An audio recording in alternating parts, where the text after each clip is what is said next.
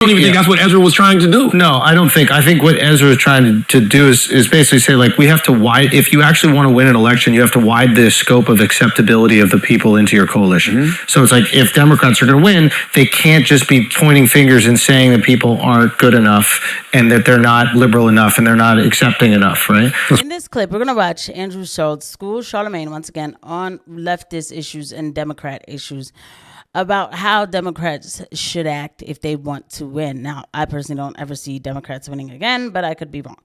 But Andrew Schulz is going to school Charlamagne because, as Andrew Schulz has returned back to the podcast, because I believe Andrew Schulz is done filming Street Fighter, Andrew Schulz is coming back to the wokeness of Charlamagne, the Charlamagne hypocrite who acts as though Charlamagne is making sense in anything that Charlamagne says, yet Charlamagne is the most wokest hype BLM supporter that you could ever find.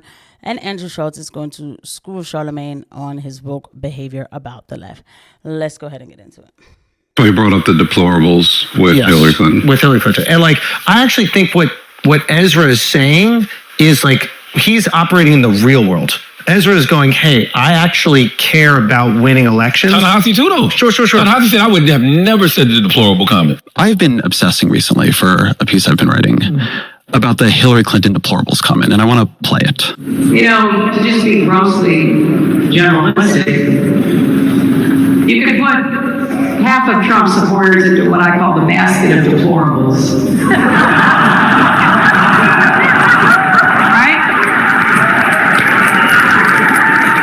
Racist, sexist, homophobic, xenophobic, Islamophobic, you name it. And unfortunately, there are people like that. And he has lifted them up. He has given voice to their websites that used to only have 11,000 people, now have 11 million. He tweets and retweets.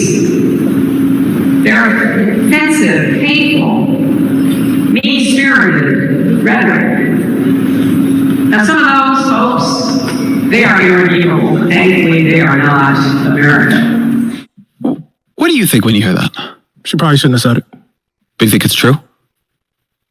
I mean, it's probably not how I would say it, but, you know, I mean, there are things that I would say, you know? Yeah, so let's just make sure that this leftist with the tore up face, sorry, I'm not trying to be funny, like, because he's got his face all twisted. And, you know, and whatever, that he makes sure he doesn't try to come off as innocent because Ta-Nehisi Coates, that's his name. Is that his name? He's still just as miserable and deplorable as Hillary Clinton is, who said it, you know? I would say the same thing. Like, you people are just, oh, God. But Ta-Nehisi Coates makes his money off of sounding like that, and Ta-Nehisi Coates is, I think, married to a white woman. So I just don't understand how they go back home to their women, you know, and after they've slandered white people like this. It's just really weird to me. But anyway, let's get back to the clip. I probably would say what I said earlier, you know, in the interview about the force of, and I mean, as I've been saying this probably since as long as we've been talking, you know, but I'm not right. I just want to be clear about something. I shouldn't be running for president of the United States. You know what I mean? And my expectations for the rhetoric of writers, intellectuals, journalists, etc., is very, very different than what the expectation should be for people who you know, expect to hold office. Sure. But what Ezra is doing is, like, when you actually want to win an election, you have to have this type of, like, language and rhetoric, right? And that's exactly why they were on the same page. Remember that? What I told before you walked in, I was telling Chris the reason I like that combo, and the thing that I think is getting lost in that is what Ta-Nehisi was saying about how you win elections. Yeah. He essentially was saying, like, I don't want Barack Obama saying certain things because I know he can't win. You know what I mean? Who was saying that? Ta-Nehisi. Yeah. So I don't know if it was about reparations or not. It might have been about reparations. Or he was talking. I think it might have been about reparations because he was talking about how it was an article he wrote called. Well, he said the thing about it was Kamala. Remember, he was like, I had to go speak to these people who are these Palestinian people who are suffering based on what's happening in Palestine right now. But I had to tell them I got to support this woman who was doing nothing during the Biden administration, would continue to do nothing afterwards because of something I want. I can give you an example from the other side, by the way, too. Yeah, go for it. Brother, you know what my position was during the election about Palestine, about Gaza.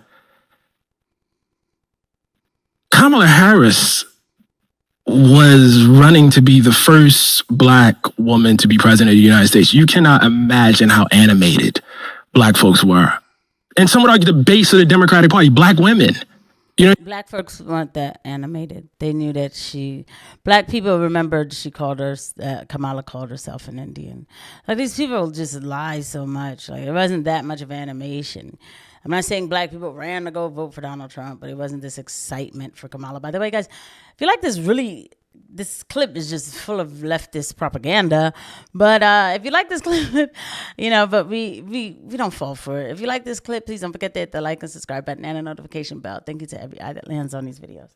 And we're going to, see this thing. She was not taking a position that I thought was particularly moral. I had to talk in front of black audiences about that. You know what I mean? And I had to do the other thing, which was go before Arab American audiences here, Palestinian American audiences here, and say, look, I'm with you. You can be mad at me. You probably will be mad at me. I get it. But for me, politics is the lesser of two evils. We've been fighting this battle for a long time. We've never. I mean, I'm sorry. I promise I won't cut it off again. But how can somebody who looks like this really think that America is a horrible country? That look. God forgive me. I'm not trying to be funny. I don't want to even accidentally. How much to say? I knew I was gonna do that. I just want to get to that. There it is. So you're going to complain that America's horrible and you look like this and you're rich as shit? Sorry. All right, let's go back to... Made those conversations. Look, man, I had to be buttoned up about it.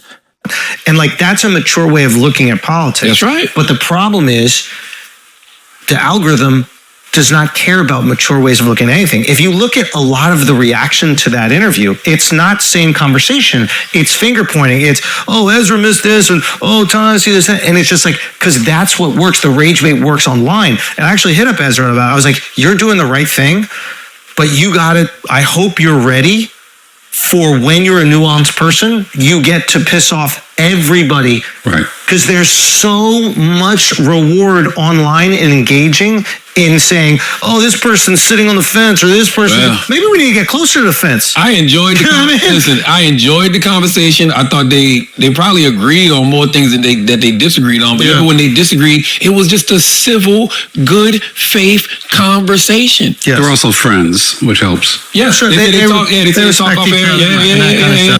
At the end of the day, it seemed like a very annoying conversation to me. All of the, just the talking points and the emotions, all of that nonsense. I'm sorry. I'm just not with it. I'm not beat for it anymore. I'm just, I don't know. We still doing all of this with the race and all. Oh, God, I'm so tired of it all. I am Andrew Schulz, again, never misses a beat to tell people that the internet is controlling them instead of them having their own thoughts. Bots exist. I think some of them even come to this channel. So I don't look at all that you can't do this. You can't just be yourself. Be yourself online. Have discernment. Look for as much information as possible and you'll be fine. Let's not make it any more complicated than it needs to be. I see you guys at the next one.